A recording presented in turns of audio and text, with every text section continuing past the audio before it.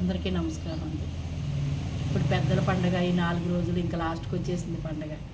చుట్టాలు బంధువులు కోలాహలం కింద కోడి పందాలని ఇవన్నీ బాగా సందడిగా ఉంది. ఎక్కడికక్కడ కిక్కిచ్చిపోయాయి.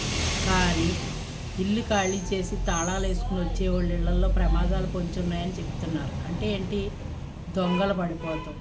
ఏదైనా విలువైన వస్తువులు అయ్యి ఉన్నప్పుడు ప్రయాణాలు చేసేటప్పుడు జాగ్రత్తగా ఉండాలి. ఇంట్లో ఉన్న వస్తువులను కూడా జాగ్రత్తగా పెట్టుకునే వెళ్ళాలండి. పరిస్థితులు బాగోలే.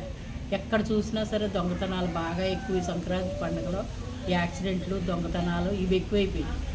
మనం దాన్ని కొంచెం జాగ్రత్త తీసుకుంటే ఎటువంటి భయం లేకుండా సుఖాంతమైన ప్రయాణం చేయొచ్చు.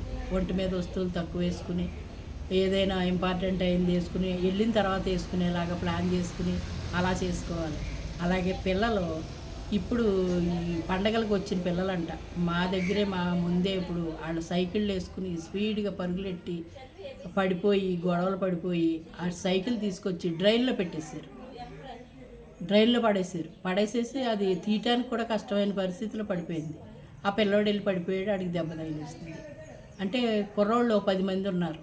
ఓ అరగర మాటలో వాళ్ళు ఆ సైకిళ్ళు అవి పెట్టేసుకుని గొడవ పడిపోయారు.